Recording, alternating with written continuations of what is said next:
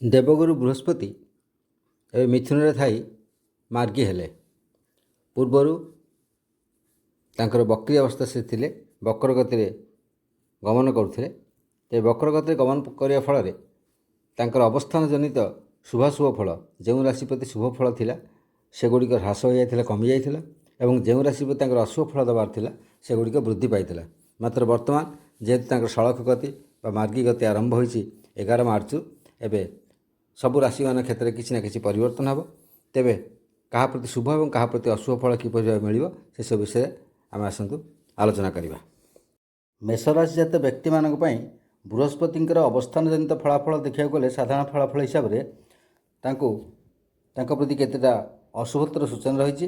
ଶତ୍ରୁ କର୍ତ୍ତୃକ କ୍ଷତି ହେବ ଏବଂ ଭୟର ସୂଚନା ମଧ୍ୟ ଦେଖାଯାଏ। ନିଶ୍ଚିତ ଭାବେ ସମ୍ପୂର୍ଣ୍ଣ ଫଳାଫଳ ଦେଖିବା। ସ୍ୱାମୀ ଏବଂ ସ୍ତ୍ରୀଙ୍କ ମଧ୍ୟରେ ଭୁଲ ବୁଝାମଣା ଦେଖାଦେବ, ଶତ୍ରୁତା ବୃଦ୍ଧିପ୍ରାପ୍ତି ହେବ ଏବଂ ଯେ ଚୁକ୍ତିପତ୍ର କିଛି ଥିବ ସେ ସମ୍ବନ୍ଧରେ ଅସୁବିଧାରେ ପଡ଼ିପାରନ୍ତି। ଯେଉଁମାନେ ଅଛନ୍ତି ଅଂଶୀଦାର ଅଛନ୍ତି, ଅଂଶୀଦାର କ୍ଷେତ୍ରରେ ଅସୁବିଧାରେ ପଡ଼ିପାରନ୍ତି, ବା ଚାକିରି କ୍ଷେତ୍ରରେ ଯେଉଁମାନେ ସହକର୍ମୀ ଅଛନ୍ତି ସେମାନଙ୍କ ପାଇଁ ମଧ୍ୟ ଅସୁବିଧାରେ କିଛି ପଡ଼ିପାରନ୍ତି। କୌଣସି ଆଇନଗତ କାର୍ଯ୍ୟାନୁଷ୍ଠାନରେ ଆପଣ ଫସି ଯାଇପାରନ୍ତି ଏବଂ ବ୍ୟବସାୟ ଯଦି କରୁଥିବେ ତେବେ ବ୍ୟବସାୟରେ କିଛି କ୍ଷତିର ସାମ୍ନା କରିବେ ଏବଂ ଭୂମିଗତ ଯଦି ଆପଣ କିଛି ଅସୁବିଧା ଅଛି ବା ସମ୍ପଦ ଘେନି କିଛି ଅସୁବିଧା ଅଛି ତେବେ ତାହା ଗୁଡ଼ିକ ବୃଦ୍ଧିପ୍ରାପ୍ତ ହେବ ଏବଂ ତାହା ଛିଣ୍ଡିବନି, ତାହା ସହଜ ଅଡ଼ୁଆ ଛିଣ୍ଡିବ ନାହିଁ। ତାପରେ ଆପଣଙ୍କର ଯେଉଁ ଜର୍ଣ୍ଣି କରୁଛନ୍ତି, ଯାତ୍ରା କରିବେ, ଯାତ୍ରାରେ ଯେଉଁ କାର୍ଯ୍ୟରେ ଯାଉଛନ୍ତି ସେ କାର୍ଯ୍ୟ ସଫଳ ହେବାର ପ୍ରାୟତଃ ଦେଖାଯାଉ ନାହିଁ। ତାପରେ ଭାଗ୍ୟ କ୍ଷେତ୍ରରେ ହଠାତ୍ କିଛି ନା କିଛି ଅସୁବିଧା ଆପଣ ଦେଖାଦେବ, ଭାଗ୍ୟ କ୍ଷେତ୍ରରେ ବିପର୍ଯ୍ୟୟ ଦେଖାଯାଇପାରେ। ବିଦେଶ ଯାତ୍ରା କ୍ଷେତ୍ରରେ ଅସୁବିଧାରେ ପଡ଼ିପାରନ୍ତି ଏବଂ ଆପଣଙ୍କର ଯେଉଁ ସମ୍ମାନ ଅଛି ସମ୍ମାନର କିଛି ହାନି ହେବାର ଦେଖାଯାଉଛି।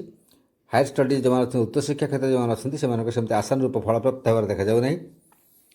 ତାପରେ ଗୁରୁ ବା ଯେଉଁମାନେ ରହିଲେ ଆପଣଙ୍କର ଈଶ୍ୱର, ଏମାନଙ୍କ ଠାରୁ ଆପଣ ଆଧ୍ୟାତ୍ମିକ ଭାବେ ସେଥିରେ ସାହାଯ୍ୟ କିଛି ପାଇପାରିବେ ନାହିଁ। ଯେଉଁ ନାତି ନାତୁଣୀ ଅଛନ୍ତି ସେମାନଙ୍କ ଶାରୀରିକ ଅସୁସ୍ଥତା କିଛି ଆପଣଙ୍କୁ ଦେଖାଦେବ, ଯାହାଫଳରେ ଆପଣ ବ୍ୟସ୍ତ ବିବ୍ରତ ହୋଇପାରନ୍ତି। ତୀର୍ଥ ଭ୍ରମଣ କରିବାକୁ ଯାଉଛନ୍ତି ସେ କ୍ଷେତ୍ରରେ ଆପଣ ଅସୁବିଧାର ମଧ୍ୟ ସମ୍ମୁଖୀନ ହୋଇପାରନ୍ତି। ପୂର୍ବାପେକ୍ଷା ଆୟ ଧୀରେ ଧୀରେ କମିଯିବାର ଦେଖାଯାଉଛି ଏବଂ ଆପଣ ଯେଉଁ ବଡ଼ ଭାଇ ଭଉଣୀ ଅଛନ୍ତି ସେମାନଙ୍କର ସହିତ କିଛି ବାଦ ବିବାଦ ବିସମ୍ବାଦ ଦେଖାଦେଇପାରେ ବା ସେମାନଙ୍କର ଶାରୀରିକ ଅସୁସ୍ଥତା ମଧ୍ୟ ଦେଖାଦେଇପାରେ।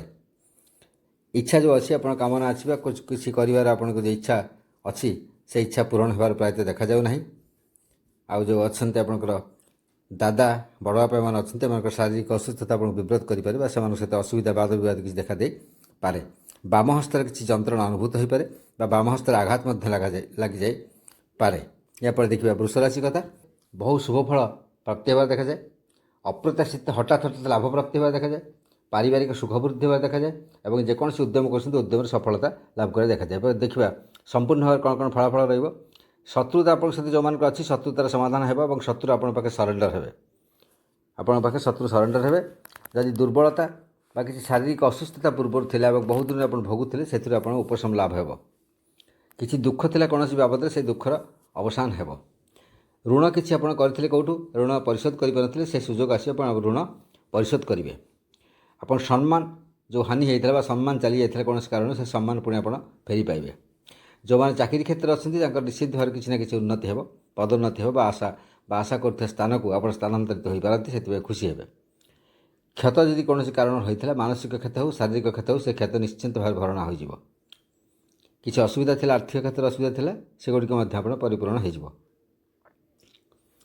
ତାପରେ ମାନସିକ ଅଶାନ୍ତି ଯଦି କିଛି ଥିଲା କୌଣସି କାରଣରୁ ସେ ମାନସିକ ଅଶାନ୍ତି ମଧ୍ୟ ଆପଣ କ୍ରମେ କ୍ରମେ ଦୂର ହୋଇଯିବ ଏବଂ ଚାକର ବାକର ଯେଉଁମାନେ ଅଛନ୍ତି ବା ଆପଣଙ୍କର ସହକର୍ମୀ ଅଛନ୍ତି ବା ଅଧସ୍ତନ କର୍ମଚାରୀ ଅଛନ୍ତି ତାଙ୍କର ଯେଉଁ କିଛି ଅସୁବିଧା ଥିଲା ସେଗୁଡ଼ିକ ମଧ୍ୟ ସମାଧାନ ହୋଇଯିବ।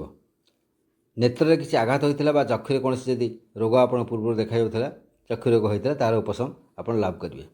ୟୁରିନାରୀ ଟ୍ରବୁଲ୍ ଯଦି କିଛି ହୋଇଥିଲା ବା ଟ୍ୟୁବରକୁଲୋସିସ୍ ବା ଚେଷ୍ଟ ଟ୍ରାଭେଲ୍ ଏସବୁ କ୍ଷେତ୍ରରେ ଯଦି କିଛି ଅସୁବିଧା ଥିଲା ସେସବୁର ମଧ୍ୟ ଆପଣଙ୍କର ଉପଶମ, ସେ ରୋଗର ଉପଶମ ଲାଭ କରିବେ। ତାପରେ ଡିସ୍ପ୍ୟୁଟ୍ ଯଦି କିଛି କେଉଁଠି ଆପଣ ବିବାଦ ଗଣ୍ଡଗୋଳ ଅସୁବିଧା କିଛି ଥିଲା ସେ ଅସୁବିଧାର ମଧ୍ୟ ସମାଧାନ ହୋଇପାରିବ। ଯାହା ଆପଣଙ୍କ ସ୍ଥାୟୀ ରୋଗ ଯାହା ଅଛି କିଛି ପୂର୍ବରୁ ଯେକୌଣସି କ୍ଷେତ୍ରରେ ଆପଣ ସ୍ଥାୟୀ ରୋଗ ଥାଉ ସେ ସ୍ଥାୟୀ ରୋଗର କିଛି ନା କିଛି ଉପଶମ ହେବ ଏବଂ କୌଣସି ଆଇନଗତ କ୍ଷେତ୍ରରେ କିଛି ବାଧା ପ୍ରତିବନ୍ଧକ ଥିଲା ଆପଣଙ୍କ ବିପକ୍ଷରେ ଯଦି କୌଣସି ରାୟ ଯାଇଥିଲା ସେଟା ପୁଣି ସମାଧାନ ହେବ ଏବଂ ଆପଣ ପୁଣି ଶାନ୍ତି ଲାଭ କରିବେ ସେ କ୍ଷେତ୍ରରେ। ପିତାଙ୍କର ଯଦି ଶାରୀରିକ ଅସୁସ୍ଥତା ତ ଆପଣ ବିବ୍ରତ ଥିଲେ, ବହୁତ ଦିନ ପିତାଙ୍କର ଶାରୀରିକ ଅସୁସ୍ଥତା ଥିଲା, ସେ କ୍ଷେତ୍ରରେ ମଧ୍ୟ ସମାଧାନ ହେବ ଏବଂ ଶାରୀରିକ କ୍ଷେତ୍ରରେ ଉପଶମ ଲାଭ ହେବ, ଯାହାଫଳରେ ଆପଣ ଖୁସି ହେବେ। ଆପଣଙ୍କ ଯେଉଁ ବ୍ୟବସାୟ କରୁଛନ୍ତି ବା ପେଶା କରୁଛନ୍ତି ସେସବୁ କ୍ଷେତ୍ରରେ ବହୁତ ଉନ୍ନତି ହେବ, ପୂର୍ବ ଅପେକ୍ଷା ନିଶ୍ଚିତ ଭାବରେ ଉନ୍ନତି ହେବ। ଆପଣ ପୂର୍ବରୁ ଯାହା ଉଦ୍ୟମ କରୁଥିଲେ, ଆଜି ପର୍ଯ୍ୟନ୍ତ ଚେଷ୍ଟା କରି ଆସିଥିଲେ, ତାହାର ନିଶ୍ଚିତ ଭାବରେ ଫଳପ୍ରାପ୍ତି ହେବ ଏବଂ ଭଲ ଶୁଭ ଫଳପ୍ରାପ୍ତି ହେବ। ରାଜନୈତିକ କ୍ଷେତ୍ରରେ ଯେଉଁମାନେ ଅଛନ୍ତି ବା ପ୍ରଶାସନିକ କ୍ଷେତ୍ରରେ ଯେଉଁମାନେ ଅଛନ୍ତି ତାଙ୍କ ସହିତ ଆପଣଙ୍କର ରିଲେସନ୍ ବୃଦ୍ଧି ହେବ ଏବଂ ଯାହାଫଳରେ କି ଆପଣଙ୍କ ଆସ୍ତେ ଆସ୍ତେ ପାୱାର ବା କ୍ଷମତା ବୃଦ୍ଧି ହେବ। ଆପଣ ଯେଉଁ କାର୍ଯ୍ୟ ଆପଣ ଚାହୁଁଛନ୍ତି ତାଙ୍କଠୁ ନିଶ୍ଚିତ ଭାବରେ ଆପଣ ସେ କୌଣସି କାର୍ଯ୍ୟ ଆପଣ ଆଦାୟ କରିପାରିବେ ଏବଂ ସରକାରଙ୍କର କୃପା ଦୃଷ୍ଟି ଆପଣ ପ୍ରାପ୍ତ କରିବେ। ଆପଣଙ୍କ ସମ୍ମାନ ବୃଦ୍ଧି ହେବ ଏବଂ ଆପଣ ଯେଉଁ ପ୍ରତିଭା ଅଛି ପ୍ରତିଭାର ବିକାଶ ମଧ୍ୟ ଲାଭ ହେବ। ଏବଂ ଯଦି ଆପଣଙ୍କର ଜଙ୍ଘରେ ବା ଆଣ୍ଠୁରେ ବା ବ୍ୟାକ୍ବୋନ୍ରେ ଆପଣଙ୍କର କିଛି ଯନ୍ତ୍ରଣା ଥାଏ, ଆଥରାଇଟିସ୍ ହେଉ ସ୍ପଣ୍ଡିଲାଇଟିସ୍ ହେଉ, ଯଦି କିଛି ଯନ୍ତ୍ରଣା ଥାଏ ସେ ଯନ୍ତ୍ରଣାର ଉପଶମ ଲାଭ ଆପଣ ନିଶ୍ଚିତ ଭାବରେ କରିବେ। ଏବେ ଦେଖିବା ମିଥୁନ ରାଶି କଥା। ମିଥୁନ ରାଶି କ୍ଷେତ୍ରରେ ଯଦି ବୃହସ୍ପତିଙ୍କର ଅବସ୍ଥାନ ଜନିତ ଫଳାଫଳ ଦେଖିବା, ତେବେ ସାଧାରଣ ଭାବେ ଫଳାଫଳ ଗୁଡ଼ିକ ହେଲା ବହୁ ଅଶୁଭ ଫଳ ତାଙ୍କୁ ପ୍ରାପ୍ତି ହେବ, ଦୁଶ୍ଚିନ୍ତା ରହିବ, ଅପମାନ ବୋଧ କରିବେ ଏବଂ ଅପମାନ ପ୍ରାପ୍ତ ହୋଇପାରନ୍ତି। ଚାକିରି କ୍ଷେତ୍ରରେ ସ୍ଥାନ ପରିବର୍ତ୍ତନ ଯୋଗ ରହିଛି। ଏବେ ସବିସ୍ତୃତ ଭାବେ ଦେଖିବା ସମ୍ପୂର୍ଣ୍ଣ ଫଳାଫଳ କ'ଣ ରହିଛି। ସ୍ୱାମୀ ଏବଂ ସ୍ତ୍ରୀଙ୍କ ମଧ୍ୟରେ ଭୁଲ ବୁଝାମଣା ହୋଇପାରେ, ଶତ୍ରୁତା ବୃଦ୍ଧି ପାଇପାରେ ଏବଂ ଚୁକ୍ତିପତ୍ର ଯଦି କେଉଁଠି କରୁଛନ୍ତି, ଏଗ୍ରିମେଣ୍ଟ କରୁଛନ୍ତି, ସାବଧାନତା ହୋଇ କରିବେ, ନଚେତ୍ ସେଥିରେ ବହୁତ ଅସୁବିଧାରେ ପଡ଼ିପାରନ୍ତି। ବ୍ୟବସାୟ କ୍ଷେତ୍ରରେ ଯେଉଁମାନଙ୍କ ପାର୍ଟନର ଅଛନ୍ତି ସେମାନେ ସାବଧାନ ହୋଇ ଅଂଶୀଦାର ଗ୍ରହଣ କରନ୍ତୁ ଏବଂ ଅଂଶୀଦାରଙ୍କ ପାଇଁ କ୍ଷତିଗ୍ରସ୍ତ ମଧ୍ୟ ହୋଇପାରନ୍ତି, ତେଣୁ ଟିକେ ଜଗି ରଖି ଚଳିବା ଭଲ। ଯେଉଁଟାକି ବିଭିନ୍ନ ପ୍ରକାର ବାଦ ବିବାଦ କଳହ ସବୁ ଲାଗି ରହିଛି, ସେଗୁଡ଼ିକ ଆହୁରି ବୃଦ୍ଧିପ୍ରାପ୍ତ ହୋଇପାରେ, ତେଣୁ ସାବଧାନତା ଅବଲମ୍ବନୀୟ ଏବଂ ଜଗି ରଖି ସବୁ କାର୍ଯ୍ୟ କରିବା ଉଚିତ। ଏବଂ ଭୂମି, ଜମି, ଗୃହବାଡ଼ି ଏସବୁ ସମ୍ବନ୍ଧୀୟ କିଛି ଝାମେଲା ନିଶ୍ଚୟ ଦେଖାଦେବ ଏବଂ ତାହା ବହୁ ବୃଦ୍ଧିପ୍ରାପ୍ତ ହେବାର ଏହି ସମୟରେ ଦେଖାଯାଏ। ମୂତ୍ରାଶୟରେ କୌଣସି ରୋଗ ହଠାତ୍ ଦେଖାଦେଇପାରେ, ଅସ୍ଥାୟୀ ହେଲେ ମଧ୍ୟ ଆକସ୍ମିକ ରୋଗ କିଛି ଦେଖାଦେଇପାରେ ଏବଂ ଯେଉଁ ଆପଣ ଯାତ୍ରା କରୁଛନ୍ତି ଯାତ୍ରାରେ କିଛି ବିପଦଗ୍ରସ୍ତ ପଥ ମଧ୍ୟରେ ହୋଇପାରନ୍ତି। ଯେଉଁ ବିବାଦସ୍ପଦ ଜିନିଷ ସବୁ ଅଛି, କଣ୍ଟ୍ରୋଭର୍ସି ଅଛି, ସେ କଣ୍ଟ୍ରୋଭର୍ସି ଭିତରକୁ ପ୍ରବେଶ ନ କରିବା ଭଲ। ଯଦି ରାଜନୀତି କ୍ଷେତ୍ରରେ ଯେଉଁମାନେ ଅଛନ୍ତି ତାଙ୍କର ଯେଉଁ ଅପୋଜିଟ୍ ପାର୍ଟି ଶକ୍ତିଶାଳୀ ହୋଇପାରନ୍ତି ଏବଂ ଆପଣଙ୍କୁ ନିଚ ଦେଖିବା ପାଇଁ ବିଭିନ୍ନ ପ୍ରକାର କାର୍ଯ୍ୟକଳାପ ଷ୍ଟେପ୍ ନେଇପାରନ୍ତି। ସେଥିପ୍ରତି ଆପଣ ସଜାଗ ରୁହନ୍ତୁ ଏବଂ ଏହି ସମୟ ଯେଉଁ ରହିଛି ଏହି ସମୟରେ ଆପଣ ନୀରବ ରହିଯିବା ଭଲ, ନିରପେକ୍ଷ ରହିଯିବା, ନୀରବ ରହିବା ଭଲ। ଏହାର ପରବର୍ତ୍ତୀ ସମୟରେ ଭଲ ଆସିଲେ ଆପଣଙ୍କ ପାଇଁ ପୁଣି ସୁଯୋଗ ଆସିପାରେ। ଭାଗ୍ୟରେ ଅଚାନକ ଭାବେ ଦେଖାଯିବ କିଛି ବିଡ଼ମ୍ବନା, ଭାଗ୍ୟ କ୍ଷେତ୍ରରେ ଦେଖାଦେଇପାରେ। ଆପଣ ଯାହା ଭାବିନଥିବେ ସେହିପରି କାର୍ଯ୍ୟ କିଛି ହୋଇଯିବ, ଯାହାକୁ ଆପଣ ଅପ୍ରତ୍ୟାଶିତ ଭାବେ ଆପଣ ଆଶା କରିନଥିବେ, ସେହିଭଳି ଭାବେ କିଛି କାର୍ଯ୍ୟ ହୋଇଯାଇପାରେ। ବିଦେଶ ଯାତ୍ରା କ୍ଷେତ୍ରରେ ବହୁତ ଅସୁବିଧା ଦେଖାଯାଉଛି। ଯେଉଁମାନଙ୍କ ବିଦେଶ ଯାତ୍ରା ପାଇଁ ବହୁତ ଦିନ ପ୍ରସ୍ତୁତି କରୁଛନ୍ତି, ଏହି ସମୟ ଯଦି କରିବେ ତେବେ ବିଶେଷ ଶୁଭ ଫଳ ମିଳିବା ଦେଖାଯାଉ ନାହିଁ। ବିଦେଶରେ ବିପଦଗ୍ରସ୍ତ ମଧ୍ୟ ହୋଇପାରନ୍ତି, ବିଭିନ୍ନ ପ୍ରକାର ବିପଦରେ ମଧ୍ୟ ପଡ଼ିପାରନ୍ତି, ତେଣୁ ସାବଧାନତା ଅବଲମ୍ବନୀୟ। ଯେଉଁମାନେ ଉଚ୍ଚଶିକ୍ଷା ପାଇଁ ପ୍ରସ୍ତୁତି ନେଉଛନ୍ତି ସେମାନେ ଟିକେ ଅଧିକ ପରିଶ୍ରମ କରିବା ଉଚିତ, କାହିଁକିନା ବିଶେଷ ଭଲ ସମୟ ଏବେ ନାହିଁ, ତେଣୁ ବିଶେଷ ପରିଶ୍ରମ ନ କଲେ ଆଶାନୁରୂପ ଫଳପ୍ରାପ୍ତ ହୋଇନପାରେ। ନାତୁଣୀ ନାତୁଣୀଙ୍କ ଶାରୀରିକ ଅସୁସ୍ଥତା ଆପଣଙ୍କୁ ବିବ୍ରତ କରିପାରେ। ଆଧ୍ୟାତ୍ମିକ କ୍ଷେତ୍ରରେ ଆଧ୍ୟାତ୍ମିକ ଅବନତି, ଆଧ୍ୟାତ୍ମିକ ଅବକ୍ଷୟ ହେବାର ମଧ୍ୟ କିଛି ସୂଚନା ଦେଖାଯାଉଛି। ସନ୍ତାନମାନଙ୍କ କ୍ଷେତ୍ରରେ ଶାରୀରିକ ଅସୁସ୍ଥତା ଦେଖାଦେବ ଏବଂ ସନ୍ତାନ କ୍ଷେତ୍ରରେ ଯେଉଁମାନଙ୍କର କିଛି ଅସୁବିଧା ଲାଗି ରହିଥିଲା, ସନ୍ତାନ ଲାଭ କ୍ଷେତ୍ରରେ କିଛି ଅସୁବିଧା ଥିଲା, ସେଗୁଡ଼ିକ ବୃଦ୍ଧିପ୍ରାପ୍ତ ହେବ ଏବଂ ଏଥିରେ ଆପଣ ନିରାଶ ହୋଇପାରନ୍ତି। ଆପଣ ଯେଉଁ ଅଛି ସମ୍ମାନ ଅଛି, ଗୋଟେ ପ୍ରତିଷ୍ଠା ଅଛି, ସେ ପ୍ରତିଷ୍ଠାରେ କିଛି ନା କିଛି ଗୋଟେ ଆଞ୍ଚ କେଉଁଠି କୌଣସି ପ୍ରକାର ଆସିପାରେ, ତେଣୁ ଆପଣ ସବୁବେଳେ ନିଜର ମହତ୍କୁ ଜଗି ଚଳନ୍ତୁ ଏବଂ ଯେତିକି ଦରକାର ସେତିକି ଆପଣ ପଦକ୍ଷେପ ନେବା ଉଚିତ ହେବ। ଆପଣ ଯେଉଁ ଲିଟେରାରୀ ପ୍ରଡକ୍ସନ୍ ଅଛି, କିଛି ଆପଣ ଲେଖାଲେଖି କରୁଛନ୍ତି ବା ଆପଣ କିଛି ସେଭଳି କାର୍ଯ୍ୟ ଅଛନ୍ତି, ବୁଦ୍ଧିଜୀବୀ କାର୍ଯ୍ୟ ଅଛନ୍ତି, ସେଥିରେ ଆପଣ ଟିକେ ଅବନତି ହେବାର ଦେଖାଯାଉଛି। ଆପଣ ଯଶ ଖ୍ୟାତି ବିଶେଷ ପ୍ରାପ୍ତ ହୋଇନପାରେ ଏବଂ ଆପଣ ଯେଉଁ ଡକୁମେଣ୍ଟେସନ୍ ଅଛି, ଯେଉଁଠି କରୁଛନ୍ତି କିଛି କାଗଜପତ୍ର କରୁଛନ୍ତି, ତାକୁ ଦେଖିକି ସାବଧାନରେ, ଖୁବ୍ ସାବଧାନରେ ସତର୍କତା ସହିତ କାଗଜପତ୍ରର କାର୍ଯ୍ୟଗୁଡ଼ିକ କରନ୍ତୁ, ନଚେତ୍ ଆପଣ ଅସୁବିଧାରେ ବହୁତ ବିପଦରେ ମଧ୍ୟ ପଡ଼ିପାରନ୍ତି। ଆପଣଙ୍କର ହାତ ଏବଂ ଷ୍ଟମାକ୍ ଯେଉଁ ପାକସ୍ଥଳୀରେ କୌଣସି ହଠାତ୍ ରୋଗ ଯନ୍ତ୍ରଣା ଦେଖାଦେଇପାରେ, ଅସ୍ଥାୟୀ ହେଲେ ମଧ୍ୟ କିଛି ରୋଗ ଯନ୍ତ୍ରଣା ଦେଖାଦେଇପାରେ। କର୍କଟ ରାଶି କଥା ଦେଖିବା। କର୍କଟ ରାଶି କ୍ଷେତ୍ରରେ ଯଦି ଆମେ ସାଧାରଣ ଫଳ ଭାବେ ଦେଖିବା, ତେବେ ସାଧାରଣ ଭାବେ ଆମେ ଦେଖିଲେ ଅତି ଅଶୁଭ ଫଳ ଦେଖାଯାଉଛି, ଅଯଥା କ୍ରୋଧ ବୃଦ୍ଧି ହେବ। ସ୍ତ୍ରୀ ଏବଂ ସ୍ୱାମୀଙ୍କ ହେତୁ ଆପଣ କିଛି ଅସୁବିଧାରେ ପଡ଼ିପାରନ୍ତି। ସ୍ୱାମୀ ସ୍ତ୍ରୀ ମଧ୍ୟ କିଛି ବିବାଦ ବିଶୃଙ୍ଖଳା ଦେଖାଦେଇପାରେ। ଏବଂ ସମ୍ପୂର୍ଣ୍ଣ ଭାବରେ ଆମେ ଯଦି ଦେଖିବା ତେବେ କ'ଣ ରହୁଛି ନା ପାରିବାରିକ ଶାନ୍ତି ନଷ୍ଟ ହେବ। ବନ୍ଧୁମାନଙ୍କ ସହିତ ବିଦ୍ୱେଷ ହେବ, ବନ୍ଧୁଙ୍କ ସହିତ ବିଚ୍ଛେଦ ହେବ, ବିଦ୍ୱେଷ ହେବ, କୌଣସି କାରଣ ବିବାଦ ବିଶୃଙ୍ଖଳା ଦେଖାଦେବ।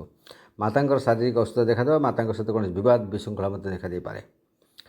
ଏବଂ ଭୂମିଗତ କ୍ଷେତ୍ରରେ ନେଇ ଜମିବାଡ଼ି କ୍ଷେତ୍ରରେ ନେଇ ବିବାଦ କିଛି ଦେଖାଦେବ। ପାଟର୍ନାଲ ପ୍ରପର୍ଟି ପୈତୃକ ସମ୍ପତ୍ତିକୁ ନେଇ କିଛି ବିବାଦ ବିଶୃଙ୍ଖଳା ଦେଖାଦେବ, ଭାଇ ମଧ୍ୟରେ ବିଶୃଙ୍ଖଳା ଦେଖାଦେବ ଏବଂ ସେଗୁଡ଼ିକ ବୃଦ୍ଧିପ୍ରାପ୍ତ ହେବ। ଯାନବାହନ କିଛି ଅସୁବିଧା ଦେଖାଦେଇପାରେ। ଯାନବାହନରେ ଗତି କରିବା ସମୟରେ କୌଣସି ଆକ୍ସିଡେଣ୍ଟର ସାମ୍ନା କରିପାରନ୍ତି ବା ଯାନବାହନ ବାରମ୍ବାର ଖରାପ ହେବା ଯୋଗୁଁ ଆପଣଙ୍କର ମଧ୍ୟ ମାନସିକ ସ୍ଥିତି ଠିକ୍ ରହିବ ନାହିଁ।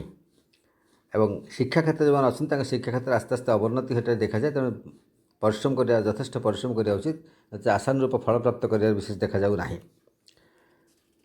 ବେକ, କାନ୍ଧ ଏବଂ ଏଇସବୁ ଯଦି ଥାଏ, ଦୁଇ ବାହୁରେ କିଛି ରୋଗ ଯନ୍ତ୍ରଣା ଥାଏ, ତେବେ ସେ ରୋଗ ଯନ୍ତ୍ରଣା ନିଶ୍ଚିତ ଭାବରେ ବୃଦ୍ଧିପ୍ରାପ୍ତ ହେବାର ଦେଖାଯାଉଛି। ତାପରେ ଯେଉଁ ଶତ୍ରୁତା ଆପଣଙ୍କର ହଠାତ୍ କାହା ସହିତ ଦେଖିବେ ଶତ୍ରୁତା ହୋଇଯିବ। ଏବଂ ସିକନେସ୍ ଆପଣଙ୍କ ହଠାତ୍ ଶାରୀରିକ ଅସୁସ୍ଥତା ଦେଖାଦେବ। ବିନା କାରଣରେ ହଠାତ୍ ଶାରୀରିକ ଅସୁସ୍ଥତା ଆପଣ ଦୀର୍ଘ ଦିନ ଚିକିତ୍ସିତ ହେବାର ମଧ୍ୟ ଦେଖାଯାଏ, ବହୁତ କଷ୍ଟପ୍ରାପ୍ତ ହେବାର ଦେଖାଯାଏ। କୌଣସି କାରଣ ଆପଣ ମାନସିକ କଷ୍ଟ ପାଇବେ ଏବଂ ହଠାତ୍ ଆପଣ ଋଣ କରିପାରନ୍ତି। କିଛି ଆବଶ୍ୟକତା ହଉ, ଅନିବାର୍ଯ୍ୟ କାରଣ ଆବଶ୍ୟକତା ଆପଣ ହଠାତ୍ ଋଣ କରିବେ, ଇଚ୍ଛା ନଥିଲେ ମଧ୍ୟ ହଠାତ୍ ଋଣ କରି ବସିବେ। ସମ୍ମାନ ହାନି କୌଣସି ଦୃଷ୍ଟି ହୋଇପାରେ, ତେଣୁ ଆପଣ ଜଗି ରଖି ଚଳିବା ଉଚିତ।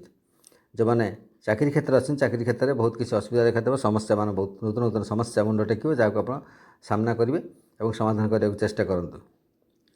ତାପରେ ଆର୍ଥିକ କ୍ଷେତ୍ରରେ ମଧ୍ୟ ଟାଣଟୁଣା ଅସୁବିଧା ଦେଖାଦେବ ଏବଂ ଚକ୍ଷୁ ରୋଗ କିଛି ଦେଖାଦେଇପାରେ, ଆଖିରେ ଆଘାତ ମଧ୍ୟ ଲାଗିପାରେ, ସେଥିପ୍ରତି ସାବଧାନ ରହିବା ଉଚିତ। ତାପରେ ଆପଣଙ୍କର ଡିସ୍ପ୍ୟୁଟ୍ ଯଦି ଅଛି, କୌଣସି କ୍ଷେତ୍ରରେ ଗଣ୍ଡଗୋଳିଆ କିଛି ଅଛି, ଗଣ୍ଡଗୋଳିଆ ଆହୁରି ବୃଦ୍ଧିପ୍ରାପ୍ତ ହେବ। ଡିସ୍ପ୍ୟୁଟ୍ ଆହୁରି ଛିଣ୍ଡିବ ନାହିଁ, ଅଡ଼ୁଆ ବଢ଼ି ଯିବ। ଭାଇମାନଙ୍କ ସହିତ ଆପଣଙ୍କ ମିସ୍ଅଣ୍ଡରଷ୍ଟାଣ୍ଡିଂ ଯେଉଁ ଭୁଲ ବୁଝାମଣା ବଢ଼ିଯିବ। ଅଯଥା ବିବାଦ ବିଶୃଙ୍ଖଳା ଦେଖାଦେବ ଏବଂ ପ୍ରତ୍ୟେକ କ୍ଷେତ୍ରରେ ପ୍ରାୟ ଆପଣଙ୍କର ଦେଖିବେ କ୍ଷତି ହେବ। ଯେକୌଣସି ବ୍ୟବସାୟ କ୍ଷେତ୍ରରେ ଥାନ୍ତୁ, ବ୍ୟବସାୟ କ୍ଷେତ୍ରରେ ଯେକୌଣସି ଥାନ୍ତୁ, କ୍ଷତି ନିଶ୍ଚିତ ଭାବରେ ହେବ। ଏବଂ ଅପମାନିତ ଆପଣ ହୋଇପାରନ୍ତି କୌଣସି ଇଏରେ, ଅଯଥାରେ ନିନ୍ଦା ଅପବାଦର ଶିକାର ହେବାର ଦେଖାଯାଏ। ଏବଂ ଉଚ୍ଚ ସ୍ଥାନରୁ ପତନଜନିତ ଦୁର୍ଘଟଣା ମଧ୍ୟ ଦେଖାଯାଏ। ସିଡ଼ିରୁ ଓହ୍ଲାଇବା ସମୟରେ ବା କୌଣସି ଉଚ୍ଚ ଜାଗାକୁ ଯାଉଛନ୍ତି, ଆପଣ ଟିକେ ସାବଧାନରେ ଚଳିବା ଉଚିତ, ଯେହେତୁ ଉଚ୍ଚ ସ୍ଥାନରେ ପତନଜନିତ ଦୁର୍ଘଟଣା ଦେଖାଦେବ। ତାପରେ ଅସ୍ଥି ଭଗ୍ନର ସୂଚନା ମଧ୍ୟ ରହୁଛି। ଯେଉଁଗୁଡ଼ିକ ସ୍ଥାୟୀ ରୋଗ ଅଛି ଆପଣଙ୍କ କ୍ଷେତ୍ରରେ, ଯାହାର ଡାଇବେଟିସ୍ ଅଛି, ଥାଇରଏଡ଼୍ ହେଉ, ଯାହାର ଯେକୌଣସି କ୍ଷେତ୍ରରେ ସ୍ଥାୟୀ ରୋଗ ଅଛି, ସେ ସ୍ଥାୟୀ ରୋଗ ମଧ୍ୟ ଆହୁରି ବୃଦ୍ଧିପ୍ରାପ୍ତ ଯନ୍ତ୍ରଣା ଆହୁରି ବୃଦ୍ଧିପ୍ରାପ୍ତ ହେବାର ଦେଖାଯାଏ। ହଠାତ୍ ଆପଣଙ୍କର ଚୋରି, କିଛି ମୂଲ୍ୟବାନ ଦ୍ରବ୍ୟ ଚୋରି ହୋଇଯାଇପାରେ। ବିଭିନ୍ନ ପ୍ରକାର ଅବଷ୍ଟ୍ରକ୍ସନ୍, ବିଭିନ୍ନ ପ୍ରକାର ଆପଣ ବାଧା ପ୍ରତିବନ୍ଧକ ଦେଖାଯିବ। କାମ ମଧ୍ୟରେ ବଡ଼ ବଡ଼ ବାଧା ପ୍ରତିବନ୍ଧକ ଦେଖାଯିବ ଏବଂ ପ୍ରତିକୂଳତା ମଧ୍ୟ ଦେଇ ଆପଣ ଗତି କରିବେ। ଏବେ ଏହି ସମୟ ଆସିଛି। ତା ଛଡ଼ା ମଧ୍ୟ ଆପଣ ସଡନ୍ ଗେନ୍, ହଠାତ୍ କୋଉଠି ମଧ୍ୟ ଲାଭପ୍ରାପ୍ତ ମଧ୍ୟ ହୋଇପାରେ। ଏବଂ ଆପଣ ଯେଉଁ ମାନସିକ ଚାପ, କୌଣସି କାରଣରୁ ଆପଣ ମାନସିକ ଚାପ ବୃଦ୍ଧି ପାଇପାରେ। ମାନସିକ ଉତ୍ତେଜନା ନହେଲେ ମଧ୍ୟ ମାନସିକ ଅବସାଦ ବୃଦ୍ଧି ହେବାର ଦେଖାଯାଉଛି।